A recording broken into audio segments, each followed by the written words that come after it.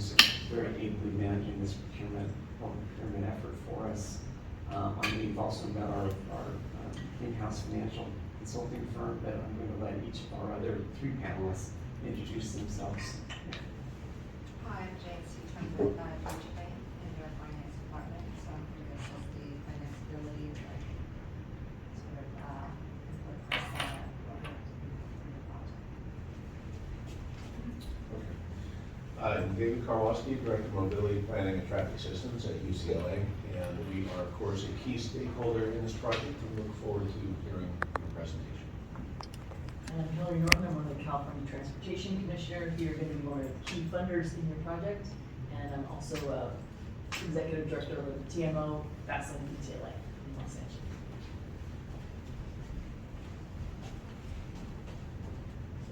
Oh, sorry. I'm Anjana Mohan. I'm the procurement manager.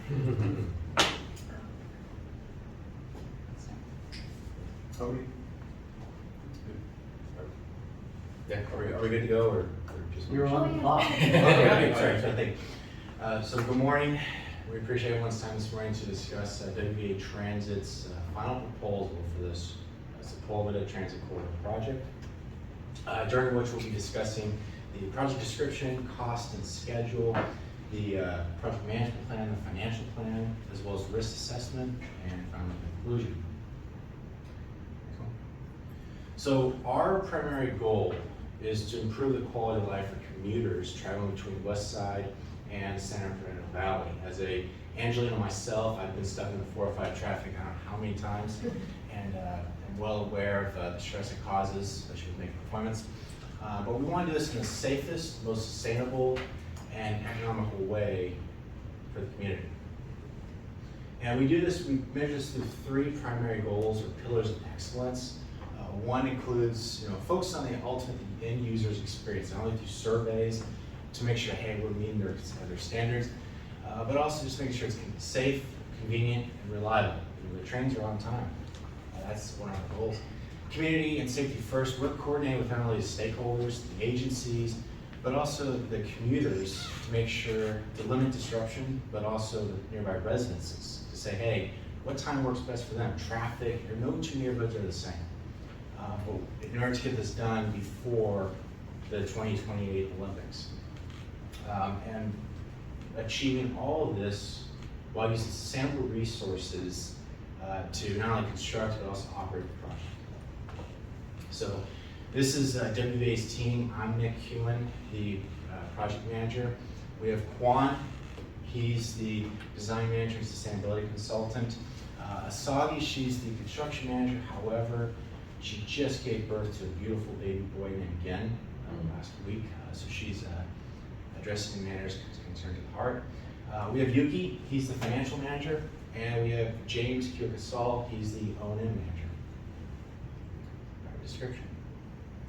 So this is a 14-mile rail that pretty much follows or runs parallel for the most part to the 405 and I-405, and we're doing this in order to safely, socially, economically, and environmentally address the concerns of the public.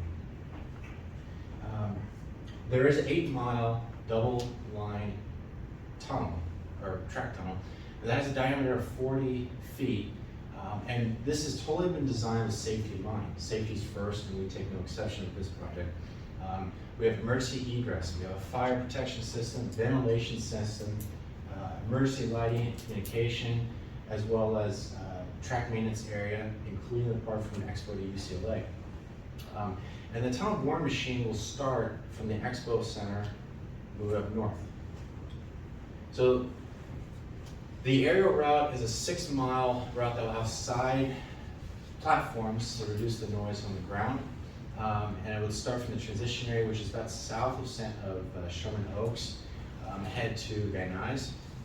We're using totally prefabricated concrete sections. This will save us time, money, as well as reduce the noise that's sustained by the local communities. We're going to be building 8 stations along this 14-mile path, one of which will be at UCLA, right in between the Luskin Conference Center, but also Engineering 6 building and near the bookstore. This will turn the center of the campus into the transportation hub by adding the rail along with the bicyclists, the walkers, the cars, and the buses. And this is kind of a brief overview of the transition from the tunnel to bridge. We will be using a concrete structure filled with vegetation on the exterior part, along with fencing on the ground to make sure that no one could walk in, no animals could get in and cause a safety hazard. Another station is the Ventura Station, which will be located at the Sherman Oaks Galleria, just adjacent to it, but on the same property. And it will have two off-street substations that no one has to cross the street to get into the access the rail. And there will be a bus stop, which is shown in orange, the substation shown in pink on the map. And we've dedicated a portion of the property towards more open space. So for future rail expansion, but also public benefit. Next one. But as Billy Mays would say, but wait, there's more, and that applies to the Sherman Oaks Galleria as well. We're proposing to demolish the parking structure and turn it into a 5-story, 200,000 square foot transit housing, as well as a smaller parking structure. We would redevelop the Sherman Oaks Galleria to include 5 floors, the top 3 of which would be residential, because we're seeing a lot more pent-up demand for residential rather than office right now, which will also help with the housing concerns in LA. But all 3 buildings, the transit housing, both gallerias, would have public parks on them. Basketball courts, gym, fresh air, places for the public to access fresh air while looking at the view of Santa Ana Valley. Now I pass it over to James. So a key piece of this overall project is how it actually integrates with the existing services provided by LA Metro. Our entry point into the existing rail system will be at Expo Station. So we'll be building a new underground station right below there in order to connect the existing Expo Station to this new Sokovia underground station. So this is where we're implementing the tunnel boring machine. So I see in this picture right here, we'll be establishing the tunnel boring machine at this location, setting it up, deploying it here, and this will be the start of the overall project. Next slide. Another major piece is the actual cars being purchased and used for the new line. So as specified by LA Metro, we'll be utilizing the CRRC HR 4000 cars. So we were able to work on an agreement with CRRC to purchase these for $10 million a car. Right now we have a base order of 60 cars. However, there's options to increase that up to 100 cars, and then these will be delivered in batches of 20. So our backup train set that we've identified in case CRRC is no longer a preferred vendor by LA Metro is this Mitsubishi Heavy Industries Crystal Mover vehicle, which is actually a fully automated, no driver required car. So this car has been utilized in public transportation throughout different countries in Asia, but also being used here in the US at several airports. For these ones, we have talked to Mitsubishi and able to get a purchase order of 60 as a base, with each car being $12 million a car. The maintenance and storage facility, which is located on Woodland Avenue in Van Nuys area, is going to be our new maintenance hub for all these new vehicles. So it's specifically designed to support the new CRRC vehicles. However, it can be modified to support the Mitsubishi Crystal Movers instead. This facility, unfortunately, won't be up and running fully until mid-2029.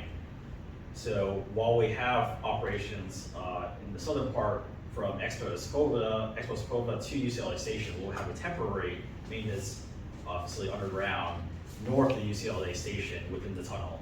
So we'll be able to operate and maintain all the vehicles for that 1-year period until this facility is up and running. In terms of the commissioning and maintenance of the system, we have a 2-phase approach for the commissioning process. So phase 1 will be focused on commissioning everything from Expo Sokovia to UCLA Station to make sure that all that portion is up and running before the summer 2028 Olympics. And then phase 2 will be basically the remainder of the project, so everything north of UCLA Station. So my company JAQ will be assuming the OEM responsibilities of the first phase starting in April 2028, just to make sure that everyone's familiar with the system and can operate it before the Olympics. And then our primary area of focus for maintenance of the system is maintain the actual track and rail system itself. So we'll have teams dedicated to the tunnel section and the above ground aerial section. And our principal subcontractor that we work with is Railworks, who already has existing contracts with LA Metro. So now I'll pass it over to Yuki to discuss the cost schedule. Thank you, James. So you heard a bit about our project. How much is this all going to cost? Each of you have a summary sheet that kind of breaks down the uses, but I wanted to compare that against the engineer's estimate developed from the environmental impact statement. Some things to note is we believe that the guideway track and tunnel is severely underestimated, and actually it's going to cost more, near $4.8 billion. However, through value engineering, we are able to bring the cost down and some other scopes of work. But we also added some items that were missing, such as interest during construction and insurance, coming to a total of $13.2 billion. Next slide. How does that look like over time? The figure on the left is quarterly expenditures. This takes into account design, which starts at notice to proceed in January 2024. Then July 2025 is a huge spike at the start of construction, because that's also when we're procuring the systems and vehicles. Those alone are $1.3 billion. Afterwards, we go into O&M in 2029. That's the figure on the right. It's fixed at $123 million a year, but escalating at a rate of 3% with renovations every 10 years. Next slide.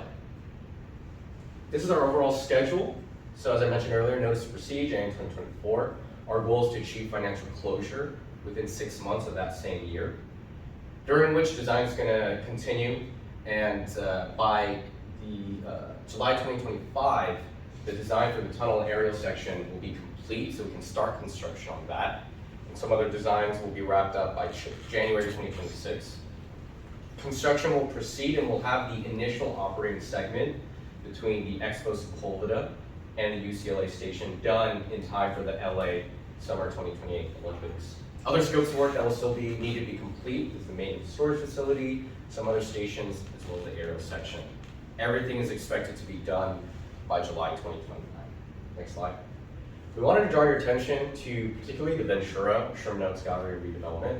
WVA Transit is proposing a progressive design build methodology where a contractor, design build contractor, selected purely based on qualifications, and we work with you, the client, to develop the cost.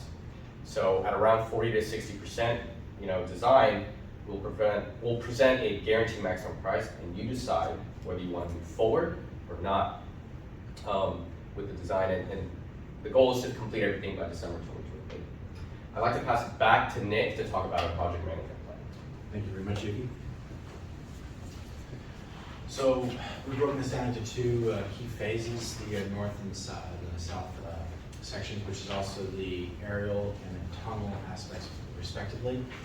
Starting from the south side, we'd be digging for trenching down into the tunnel depth, and you start with the tunnel boring machine starting at the Expo, heading up north all the way to UCLA, and will continue while the UCLA station is on operation, and it is headed off at the aerial to tunnel transition area. We would install a temporary maintenance yard north of the UCLA station, so it could be able to maintain the trains operating on time while the Summer Olympics went on. Next one. Surface yard or in the tunnels area? It will be kind of a maintenance area north of the. It'll be within the tunnel though. Yeah, within the tunnel. Thanks. Earlier comment. Thank you. And the north one, we broke it down into two sides, but both would start at the same time. From the transition area, which is just south of Sherman Oaks, head up north, including the Ventura aerial station. And then from the maintenance and storage facility, it would head from Van Nuys and head south, and then meet in the middle, be able to occur at the same time. Next. But we're not just here to say, hey, this is what we're proposing. We're also saying, hey, we've taken account of the residences, the business owners, the employees nearby, working nearby, and we have our own diversity, equity, inclusion director that will handle the town hall meetings, online surveys, social media marketing, and public design workshops. This is to engage the citizens, the nearby business owners, the nearby residences, saying, hey, what time can we best mitigate traffic? Can we best mitigate noise caused in part by this construction project? Well, based on our experience of over 150 years, we've designed extensive traffic control plans to help best mitigate this as much as possible. Not just, the traffic control also is designed to relieve or prevent injuries and accidents to not only civilians walking, but also cars itself. The waste, Emerald has a policy that they recycle a minimum 85% of their construction waste, which is slightly about 10% more than the city of LA's current regulation. And we incorporate noise barriers along the path to, again, we're focusing on the end user and the civilians' quality of life. Thanks. Now I pass over to Juan. Good morning. My name is Juan from Juan's Partners. Today I'm very happy to show you our design throughout the project. So let's get started with the UCLA Stations. Currently the size is a cul-de-sac in the middle of the campus. And we're thinking about a concept to redesign this space into a more welcoming, more public plaza, collective space for all the students and visitors coming over here. And this is following a model design language from the entrance to the landscape. And during the design, we do provide the entrance with elevator and ramp to comply with the ADA core requirements. And you see that the planting of the tree, the planted pallets, we're following the guideline to maintain the local distinctive landscape feature. Next. So when you're going down to the underground station, you can see the interior space. And as a designer, we take care of all of the design aspects. And we was inspired by the poppy flower trail inspirations. You can see how we translated the atmosphere, the color scheme from the ceilings to the ground, and the poppy flower for the ceiling. And the color scheme is reflect the UCLA spirit.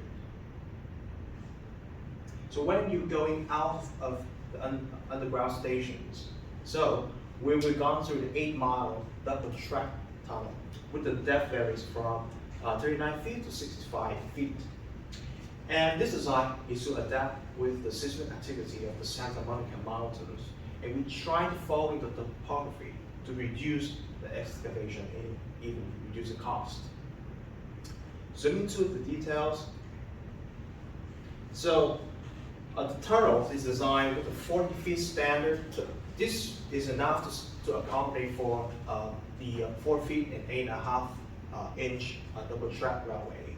So, and the top and the bottom of the tunnel, you can see we do provide this service spaces like internal drainage system and the water evacuations, and water services will go into this area.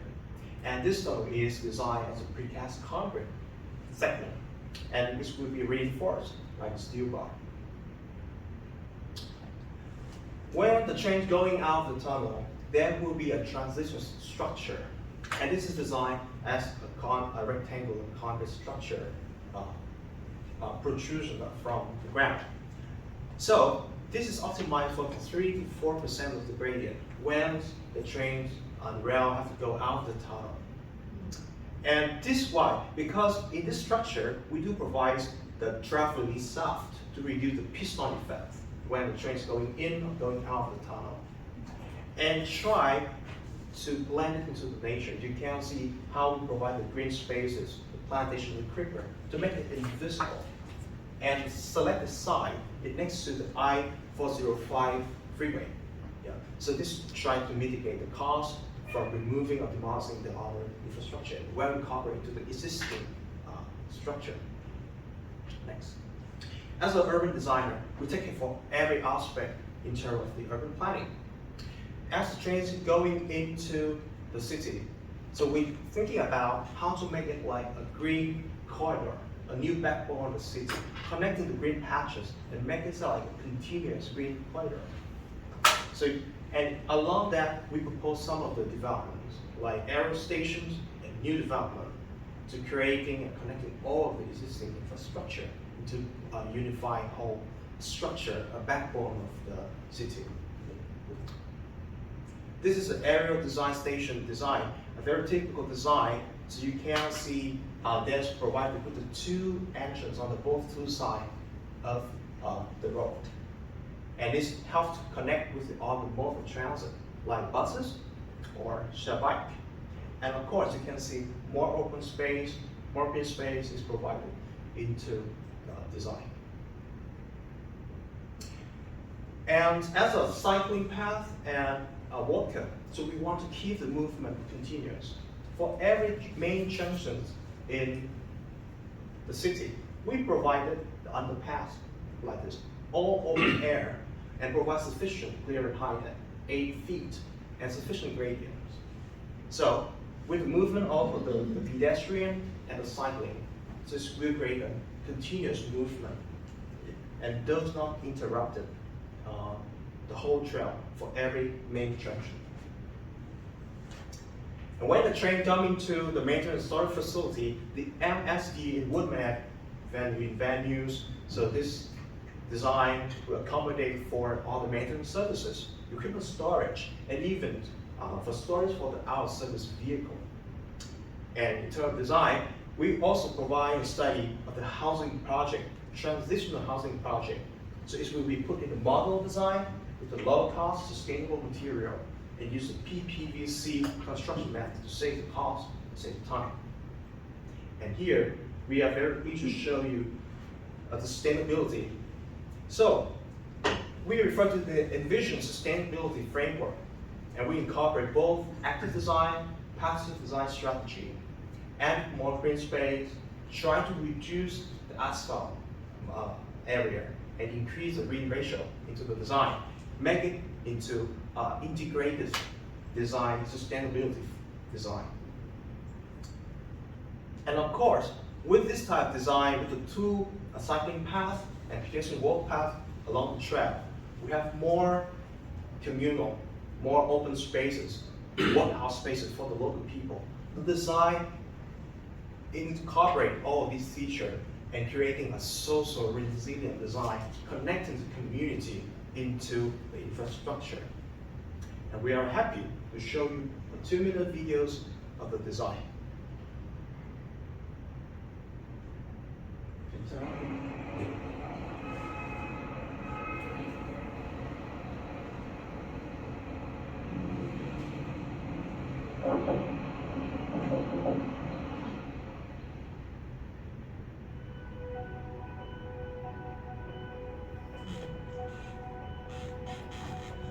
So here's the design of the UCLA station, replacing the cul-de-sac.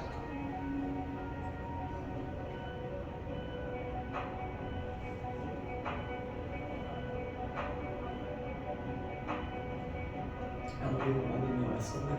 Sorry? Elevator only, no escalator? Yep. Elevator and escalator and ramp. You can see it's inside the center of the campus of UCLA. It's connecting, creating a plaza. And this is the interior design. Doors are closing. All automated door to enhance safety.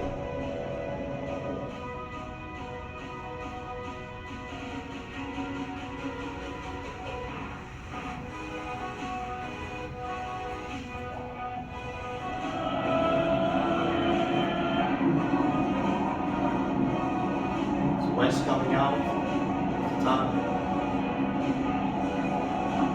You can see the city skyline far behind.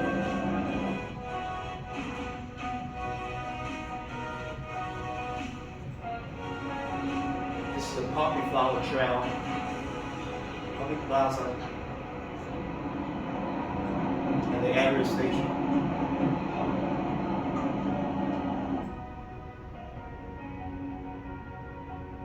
This is the social housing topology project. These are our partners who will go into the design of the whole project. So if you watch the videos again, you can scan the QR code in the end of the backside. And I want to pass this to James. So for our construction management, Emerald Construction, which Asagi is from, will be acting as a general contractor during this phase. So they have 4 main key pillars that they want to follow during the construction phase. The safety, quality, cost, and schedule. So they have 2 separate teams focused on these 4 key pillars. In addition to that, they have a virtual design construction group, and then also the actual teams doing the construction efforts for both the infrastructure and building construction. Next slide. For construction safety and quality, safety is the top priority. So Emerald has a very strong days away restricted and transfer or DART rate of 0.95, which definitely leads industry average of 1.5. And then they also are going to hire subcontractors for similar safety programs. And all the key staff will have OSHA 30 certification for this project. For the quality control, they have a 3-phase quality control program. So they have the preparatory phase will happen prior to any activities, any major construction activities. The initial phase, which will happen the day of any of these activities, and follow-up, which will be done to follow up every single day afterwards. And then there'll be weekly QC meetings for all the construction project sites. For the project controls, our main 2 that we're focusing on here are the cost and schedule. And the best way to manage the cost is through managing the schedule. So we'll make sure that we will be managing the schedule closely. One tool that we're going to use is Procore. There are a lot of metrics that are available via Procore that we'll be utilizing to track all the progress here. Virtual design construction group will be using the latest technologies available to make sure to also we have eyes on and everyone's tracking the progress every single day. And then there's a very aggressive sustainability goal during construction. So Emerald has a minimum of 85% construction recycling. So most of this involves the excavated materials from the tunnel boring process, which we reutilized for the foundations at the aerial portions. And then some of our traffic control plans, we've identified several areas where traffic control diversions are required. Just some that we want to point out here are at the Expo Socorro site, the Sherman Oaks Galleria. Then we'll make sure to communicate as well the new traffic plan for the UCLA station area, since this will be the actual permanent site of the new station. So new traffic control is required in this area. Okay. So once we finish with the construction phase, we move on to the operation maintenance phase. The key area of focus for this is system reliability, specifically the reliability of the actual rail system itself. Our main player that will help us achieve this is Railworks. So we'll have teams doing daily inspections during the maintenance availability time every night to make sure that everything's up and running. In addition to that, we have other teams focused on maintaining all the other components of the project. So, for the O&M strategy, we'll have a lot of input during the design construction phase, specifically for these main components right here. We want to make sure that our operators and maintainers understand what systems are being installed, and they have the expertise to maintain them down the road. So we'll also make sure that we have all the O&M teams available on site before the 2028 Olympics. One way that we're going to be achieving this is through our DEI director, who will make sure to hire a lot of local staff, people from the communities, to be involved with this project for the next 30 years. And then we'll also have close integration with LA Metro to integrate with their current system. So it'll be a smooth transition for whenever riders come between our station and their stations. And then at the 10 and 20 year mark, we'll also have renovations to make sure that all these stations in the system are kept up to the latest standards. So we have $50 million set aside for these 2 years for any renovations and upgrades that are needed. And then during the turnover process, we'll be starting that at year 28. And then we have $100 million set aside to do any final upgrades and repairs needed before turning this project back over to LA Metro, the City of LA, and UCLA. And now I'll pass it back over to Yuki for the financial plan. Thank you, James. So I shared earlier how much this project is going to cost, how we're going to pay for it. So that's what this slide is going to show. On sources, majority of this project is going to be paid for via funding. We have Measure M, which contributes $5.7 billion right off the bat. But this project is so huge and multifaceted in nature, it qualifies for a lot of government grants as well, such as the RAISE grant, capital improvement grant, and so on and so forth. And also, because it lowers greenhouse gas emissions, we also qualify for California cap and trade. The rest of it will be financed via debt and equity. Debt primarily consists of the TIFIA loan, with some private activity bonds, which can be climate bond certified. And then in terms of equity, all of us here at WVA Transit will be majority shareholders, but we've also acquired 3 minority investors, including Amazon Incorporated, the UCLA Endowment Fund, and the California State Teachers Retirement System. Amazon's really interested in this project because they see this as improving accessibility to their Whole Foods stores, as well as having drop-off lockers in the stations. In terms of UCLA Endowment Fund and CalSTRS, their constituents will be users of this project, but they also see this investment as a hedge against inflation. Next slide. Here are some assumptions that went into our model. Some things I want to point out is debt is not going to be repaid until the start of the first full year of operations in 2030 at 5% fixed interest over 30 years. Milestone payments are going to be distributed based on percent project completion, not based on how much money we actually used during that quarter. And then lastly, availability payments are performance-based, and they cover the rail asset, the UCLA station, and the Ventura station. So we at WVA Transit do not take any revenue risk. With that, next slide. Here are our results. Some things to note is that we as WVA Transit propose 11.4% internal rate of return.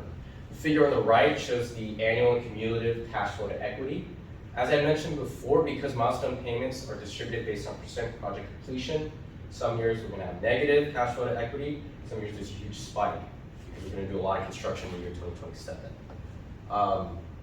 Next slide. So there's the revenue stream. So milestone payments are comprised exclusively of the funding, and then afterwards the availability payments, $260 a year, escalated at 3%.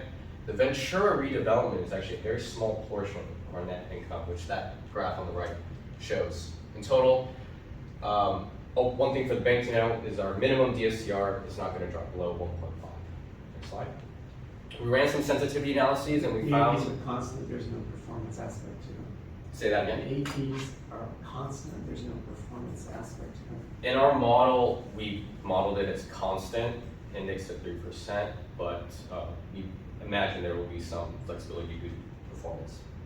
So in terms of sensitivity, we looked at construction costs. If construction goes up to 10% cost overrun, that's when this project is no longer attractive. That's a $1.3 billion cost overrun. NPV is negative, DSCR is less than 1. In terms of availability payments, if 260 is too much, once we start hitting, minus 20%, so that's 206 or 208 a year, same scenario, no longer attractive. And then in terms of funding, in terms of funding, as I mentioned earlier, 87% of the cost is going to be covered via funding. So if we lose some of that, if somehow we don't qualify for less than 25%, that's when this project is no longer feasible either. But these are kind of big scenarios, so we believe okay, we aren't going to be super sensitive to some of these categories. Yeah. Next slide. Nick talked about what the Sherman Oaks Gallery redevelopment is going to be, how that looks like financially is we have parking, we have transitional housing, retail, commercial, residential. That's going to generate some income. The total cost is $640 million. This is going to be net lease, triple net lease, so the tenants are going to pay for all the expenses, separate payment. Comes out to $5.7 million per year after debt repayment, and until concession turnover in 2059, total MPV discounted at 6% is $720 million. Next slide. I wanted to touch on what might be the economic impact of this whole project. Here's some current projections. This is from the LA Economic Development Committee. Some things to note from their report is that home sales are expected to greatly decrease in LA County, whereas median home prices are going to increase greatly. You can see 930 to 1.3 million.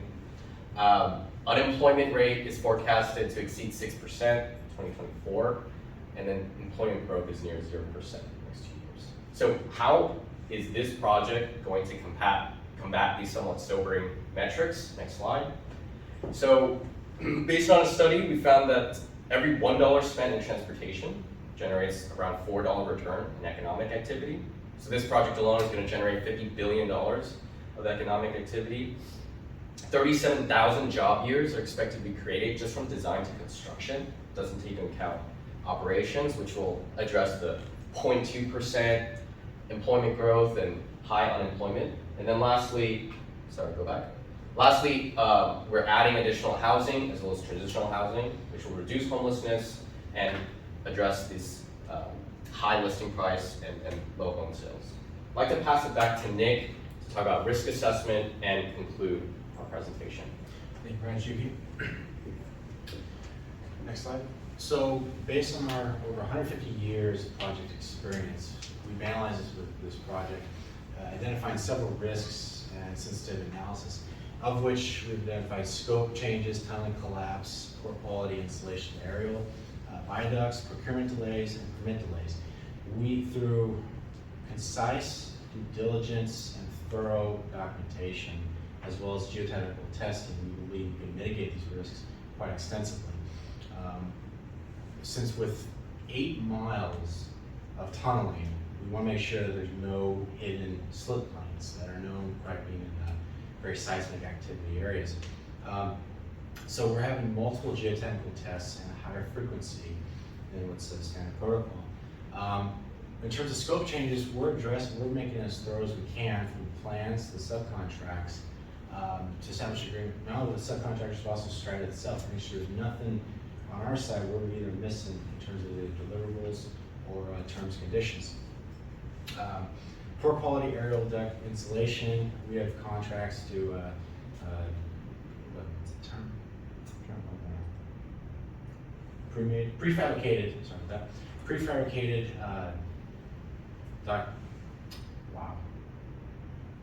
prefabricated materials to address the viaduct insulation, which will save us schedule time and mitigate noise for the neighbors nearby.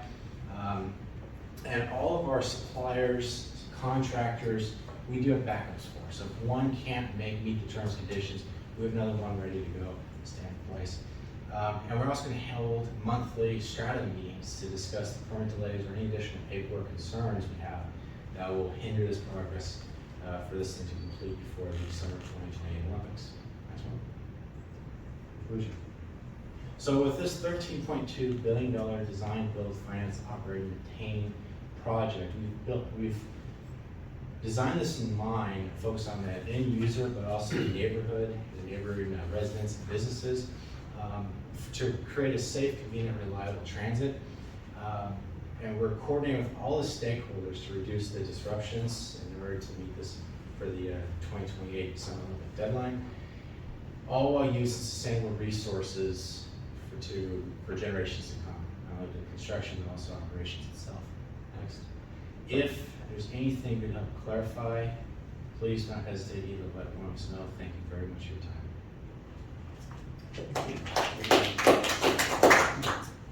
Very well done. You guys finished a little early, so we get some extra questions, so, which we appreciate. I just have, first of all, I want to say that I think you guys, you covered a lot of the material correctly. Probably got more things right than the teams that you're competing against.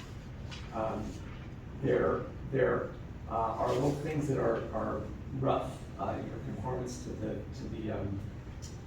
the RFP requirements a little wobbly in a couple places. I want to ask one technical question on the tunneling. Did you do an assessment? You showed a slide that showed what you would do with the spoils, but did you do an assessment of how much spoils material you think you will have?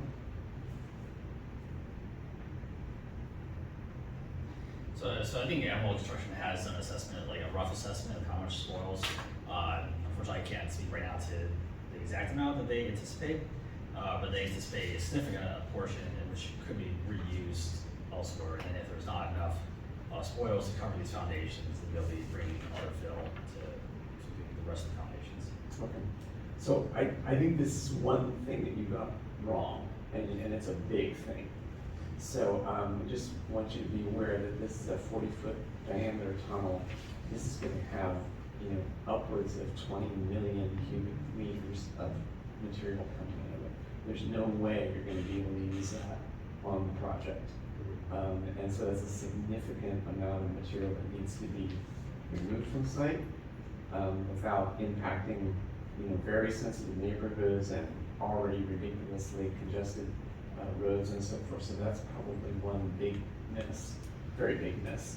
One other thing, just to kind of demonstrate the adherence to the RFP requirements, you were given a specific alternate for a train set, which was a Siemens train set as opposed to the Chinese CRRC trains, and you went off into Mitsubishi land. So, I suppose there's nothing wrong with that, but if a customer handed you those two options, you would welcome that, because it's a lot of work to go out and look at different places. So that was another kind of one that you missed. But I do have to tell you, you got the launch of your tunnel boring machine from the right location. Neither of your competitors got it from the right location. Your project development, your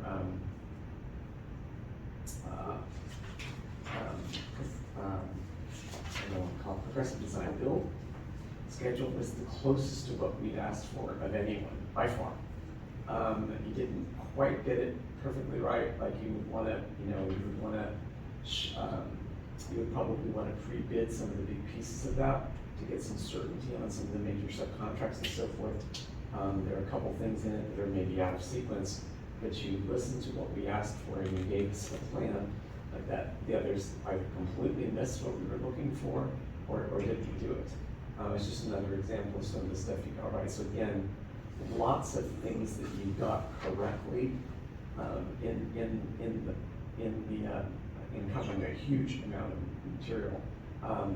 Thoughtful designs, very, very interesting looks at sustainability, not quite as slick as maybe your competitors, but a lot of things you've covered very, very well.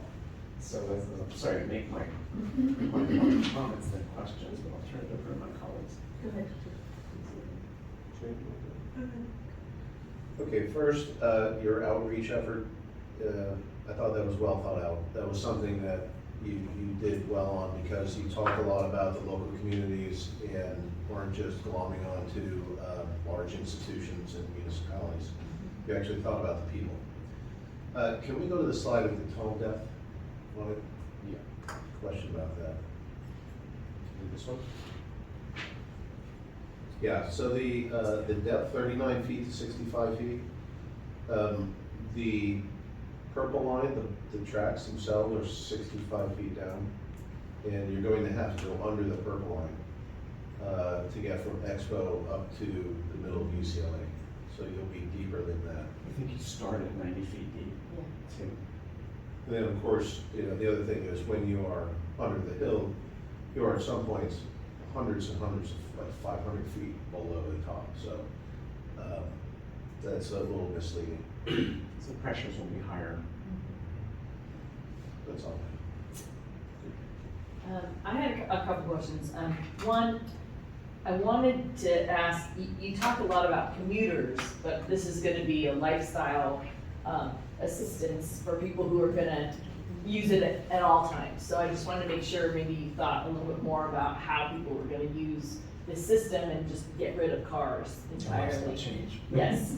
But the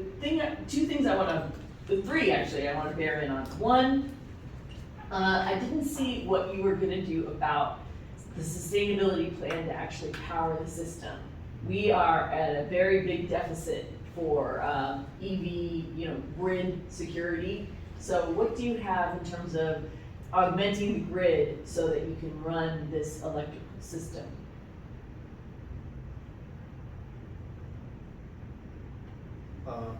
So to run, you meant like in the question you mentioned about the plans to utilize like all the EV equipment. Some of your competitors identified sustainable systems to augment the grid because this is going to be a large use of EV power.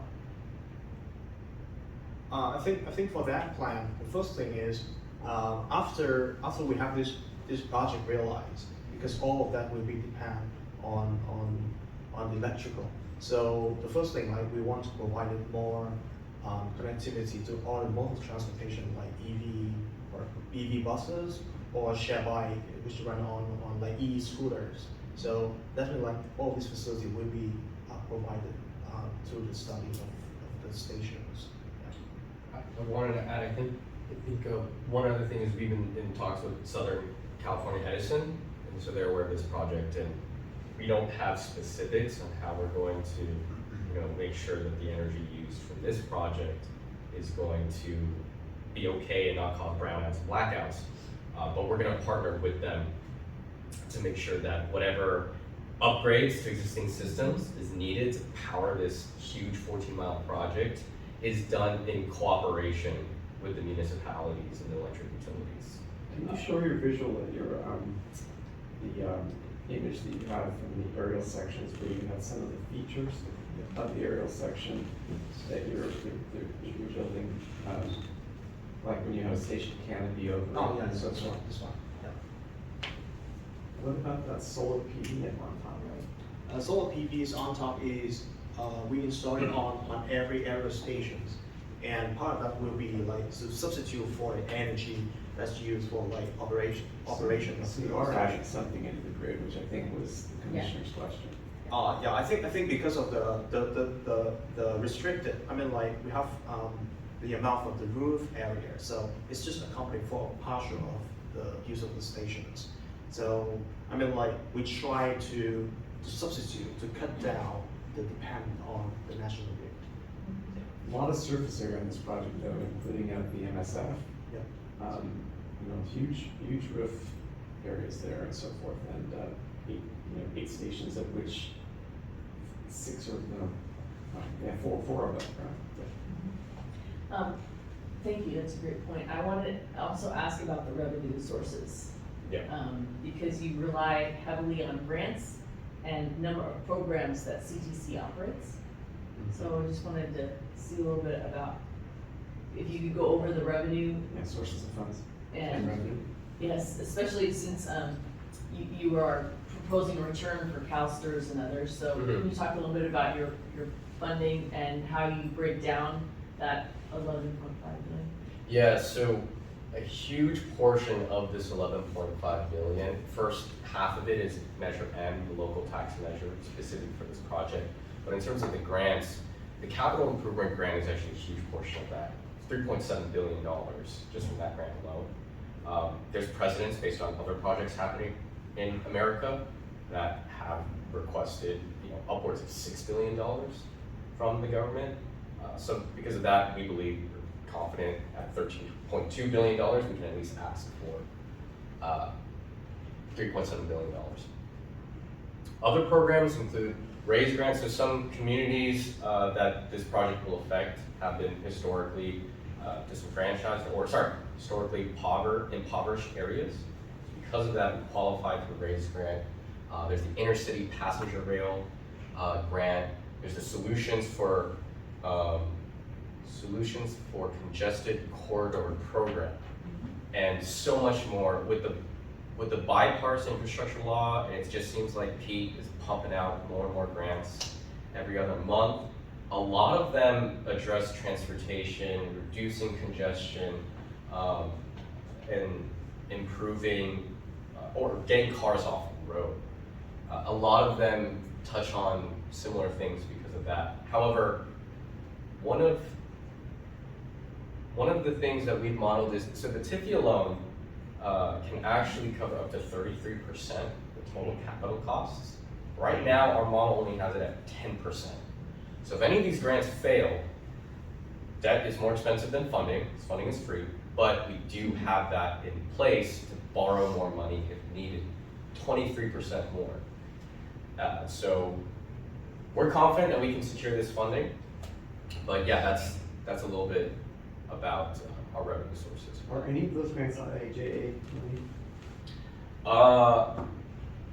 I don't know off the top of my head, I'm sorry, admittedly, but I'm sure a portion of it is. You know, Mr. Conrad, I think, let's have Jean talk. Yeah, on that, I mean, I thank you for the sensitivity analysis showing if you didn't get enough funding, at, what was it, -20% or something. It would be good to show if you had less funding, more debt and equity. And on the equity, appreciate bringing CalSTRS, UCLA endowment, but if you do the numbers, that's $1.5 million for CalSTRS. They're not gonna write a check for $1.5 million. Oh. It'll cost them $3 million in lawyer fees to write that $1.5 million. Their minimum check size is probably $50 million. They got a That's- lot of money. Yeah, they have a lot of money. They usually want to. They're looking for that long-term return. Yeah, of two- a good old 200 to infrastructure 500. project, yeah.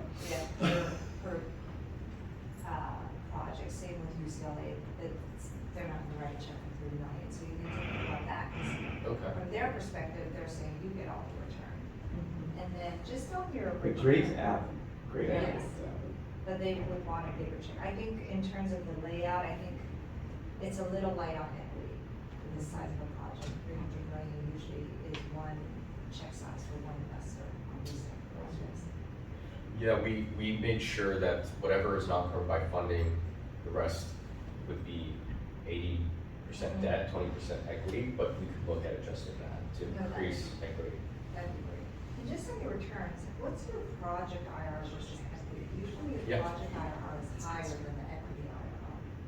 Oh, okay, let's Because- go back to that slide. Yeah, I know we're saying we're no tax, but usually equity is the project gets the money and then you distribute to the equity. And depending on the equity holder, they might have withholding taxes, offshore, et cetera. So I'm not sure, I wasn't sure about the difference. Yeah, this might be a calculation error, and if that's the case, I apologize, but project's internal rate of return was looking at the IRR, looking at cash flow available for debt service, and taking that.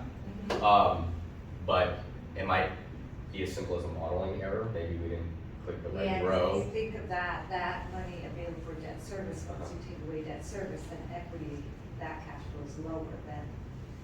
right? Yeah, So it should okay, be lower, but the project IR is actually after debt as well. okay, gotcha. So it's sort of, if you look at international project, it's an onshore IRR, and then once you start distributing, so let's look at that. And your availability payment, I think we went over that, is what, $260, but that's starting day one, right? So by the time you're in operations, it's over 300 million, right? That's correct. Okay, just wanted. Okay, that's, yeah, maybe we can look at that, because I also looked at your model. Mhm. And when I look through the sources and uses on a quarterly basis, sometimes your usage is higher than your sources. I wasn't sure if I read that correctly, maybe we can have another session on that. Oh, okay. Yeah, I was looking at page 31, I think. Like June 2025, you had 103 million sources and uses. And then the next quarter is 1.7 uses, but only 938 funding. Okay, So, got it, yeah, that could be an error as well, but, that's okay, Yeah. we can have another session. Then also, what do you call milestone meetings? Because I think each group had it all mixed up. Yours seems like all your grants are milestone meetings. correct, yeah. Okay. Or, well, grants including California Cap and Trade Measure Act. Yes, yes, okay, I understand. Yeah, and, But not additional funding from us, we are just the availability. correct. Okay. Thank I have one more question about, you have a schematic that shows the tunnel and then it has pedestrians and cyclists. Oh, the underpass. Yes. The reason I'm asking is, about your drainage. We've seen in the latest rains we've gotten, Union Station got flooded. There are a number of situations where we've had flooding, and CTC requires now Caltrans to pay between $700 million and $1 billion out of our highway funds just for the flood control issues related to transportation. So can you talk a little bit about your flooding plans?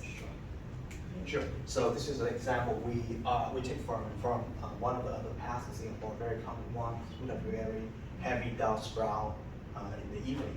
So you can see on the design, so they do provide the one side and two side internal drains. Here, there's a gap, like normally they will have a gap here on both two sides. So there will be like concealed drains here. And of course, above this normally, like we have another concealed drains before you go into the ramp. So it will be in this location, in these locations, and another like linear drains to collect the remaining excess water. And this water will be coming out or is leading to a lower manhole. So do you include that in your sustainability plan, the water reclamation and good drainage? Because I think Hill Bay would be very interested in part of this as part of your project. Yeah, so this type of project is kind of the size of the site. So based on the project I worked before in Singapore, with a site which has more than 2,000 square meters, we do have to design called a retention chamber, so on the site. So in case the water is existing, right, all this water is we drain into that internal retention tank on the site. And after the rains, it will be pumped out. Yeah. Excellent. I have one last question. Can you go back to the very nice plaza that you put in the middle of campus? Yep. And then you had a slide right after it which showed the temporary traffic control or the locations of the impacts, the roadway network. And that was a temporary traffic impact. Or is this showing overall? Here's what I'm getting at is It's the question provided, is it temporary or permanent? the issue is that aqua area that you made into the nice plaza, right now that's a transit hub, and we have about 240 buses a day that come in and out of there. So where are you going, and what is your plan for that? So this one right here, it would be a permanent change at the new UCLA station. So we're designing probably bus routes along this road right here, south of there, in order for what buses be able to drop off, pick up students and other commuters. So, okay, you would move it to Strathmore Drive on there. Because you on the railway, so we do provide it. So bus stop. Yeah.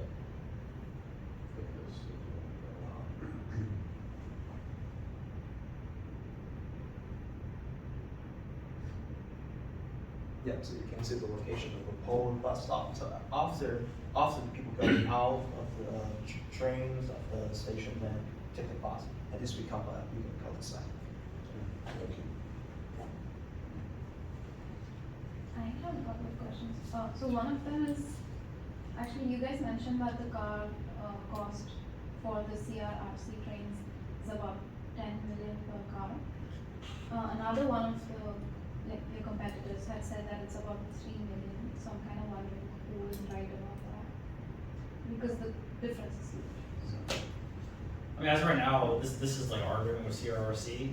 Maybe they have other contracts with them and we're able to get better pricing. But we've been communicating with CRRC in order to figure out what's the best price and kind of also what they've done for elementary for previous projects as well. Thank you for telling us that. We're gonna have a meeting with them. Yeah, we'll try to negotiate better price with CRRC. Very brilliant. I want to compliment you on two things. I thought it was really brilliant of you to hit on the piston effect in the tunnel. Yes.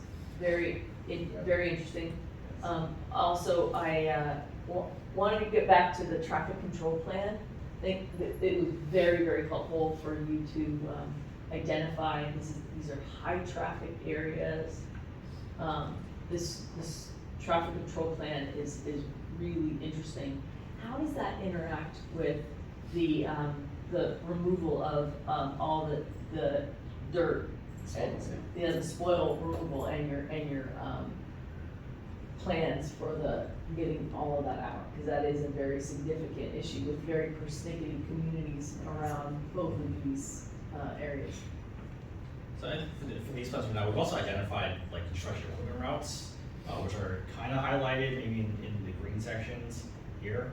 But I guess as part of the overall kind of traffic control plan for each of these sites, we have larger routes where we'll be bringing the spoils for the extra material, but also other equipment needed for the projects themselves. But haul routes are like a blood sport in our region, so I mean, I think we can talk. I mean, it's Bel Air is suing just because they don't want to see any of this. So Day or night. Day or night, you know. zero emission or not. So I think one of the things would be to like look a little bit more at those haul routes and the spoils removals, because that's gonna be a significant amount. And had you estimated the amount of spoils? Yeah, As right now, we're looking at these I estimates. think that was your earlier question, but I think, no question about that, because that's gonna be a significant number of truckloads. The pedestrian crossing is part of the Okay. in the Ventura Station development, can you please indicate where the crossings are, the pedestrian crossings? Because, This one? yes, is it a plan, like a zoning plan?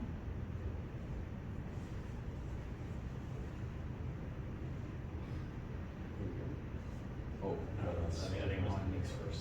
This one, right? That's a Yeah. very good question, and can you zoom in, if possible? No, it's right there. Okay, right there, perfect. So the pedestrian crossing would be, I should probably make the line bigger, the red dot between the two, or the red line between the two pink rectangles. That'd be where each substation would have its own elevator, but also escalator, to access from street level to the substation, and that red line would connect both sides to each other, but also to the rail itself. So that is one of them, because as per the Crosses RFP, one road, and I think what the designer asked for, Two. she's the designer. This is. Had asked for in the RFP was for you to cross two of the roads. So the RFP requirement was to have two Yeah, they have to. road crossings. That's technically the one that you have there. So this one is the second one. Yeah, there's these two. So you can see one here, and on even the back side. And both two sides is elevated, so you can access on the ground level. But they're at that same location, right? They're not at a different point in the street. Sorry? Yeah. They're at that same location essentially. Yeah. the purpose was to make it easier for them to cross at different places. There's sort of three streets that bound your site. And the designer's input to us, our engineer's input to us, requested by was of the three seats that bound, three surface streets that bound this site, she felt that you should have a crossing above pedestrians for at least two of the three streets. You have crossing for one area. Oh, okay. Another just point of terminology in transportation, particularly in stations and so forth, the substation, particularly for these electrified trains, relates to the electrical transformers that generally go underground into an electrical substation. That is what you actually call a platform. Okay, so just it's a terminology point. You might not know that, but those are two platforms, not two substations. Also be careful, one if you got it right, one if you didn't. You're talking about transitional housing, one, not transient housing. The locals at Sherman Oaks, transient's a bad thing, transitional, okay, maybe. It's tough, it's a tough area that we operate in, but it's our stakeholders are so sensitive to these issues, so it's a learning thing.